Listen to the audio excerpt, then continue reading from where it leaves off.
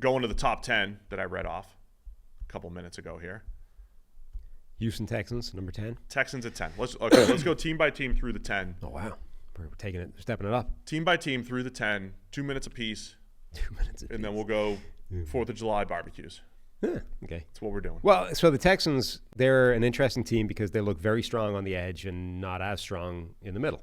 Danielle Hunter, the opposite end of the Vikings deal that we talked about at the start of this show, they upgraded, I think, at edge rusher and got more expensive and older in the process. So they went from Jonathan Grenard to Danielle Hunter in the offseason to now pair opposite Will Anderson Jr., who was really, really good as a rookie. So if Anderson is on the Aiden Hutchinson developmental pathway, year 2 for him will be sort of all-pro level, maybe not actually getting him an all-pro because of the 4 or 5 other guys that are at all-pro level already, but puts him in that kind of category. Danielle Hunter's a really, really good, productive guy and has been healthy for a while now, which was his big question mark.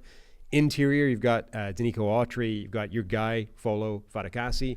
Hasn't quite been the same for a while now. He hasn't been the guy since 2019 or 20, but yeah, there's always that run-stopping nose tackle potential with Folo. So I think it's a very strong group of edge rushers, not so strong on the inside. Danico Autry's the intriguing one for me. He took a bit of a step back last year, but man, the overachieving Titans defenses of 19 to 21, whatever that little time period was, 19 to 22, he was like at the center of so many of those big plays and big games that the Titans had.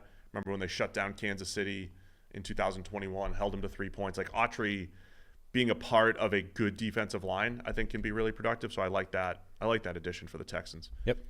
But they're good at the top. Don't forget, and Derek Barnett played great football for them. He did down the stretch. Strangely, Derek Barnett is a little bit like he's the player that we're very high on him coming out of the draft. In 2016, has showed very little in his NFL career so far. And then a run of games or a sort of smaller situational role where he looks a little bit like the player that you thought he was at draft time. And now you're like, oh, this feels like a bait and switch. Do I buy into that or do I go, no, that's fool's gold. I'm not, you're trying to cheat me by showing me the thing that I wanted to see all the way along. He's also the guy that I always paint this picture of. I don't want him playing 800 snaps, but if he plays 500, maybe he can be good. And it's one of those, when people evaluate the draft a lot of times, they say, did you find starters? It's like the Eagles in the 2017 draft found a starting edge defender. The guy averaged about 700, 800 snaps per season, but he was never an above average player. Yeah. All of a sudden he plays, 25, 35 snaps a game, and he's more productive. So that might be his role going forward here. I don't know how you explain this, and if you can at all, if it's just there are some freaky players out there. But, there have been other position versions of Geno Smith, right, where a guy, was thought of as an impressive player early.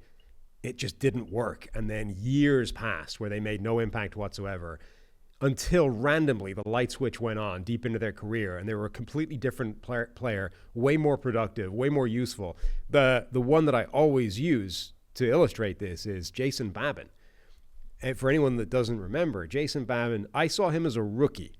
I don't remember who he did it to, but absolutely terrorized somebody as a defensive lineman. He was with the Titans, right? But absolutely terrorized somebody. Just looked explosive, quick twitch, just really difficult to deal with as a pass rusher. And then 10 years passed where he did nothing. He just did not look like a useful defensive player whatsoever.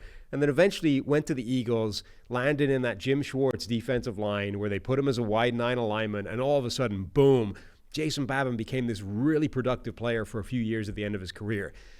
I always wonder if you can find those guys again. Because that's Derek Barnett just had a little glimpse of maybe that could be him again, right? Where most of his career has been kind of crappy, and then a little flash of actually that looked like the guy that was coming out of Tennessee at draft time. Maybe he's the next Jason Babin.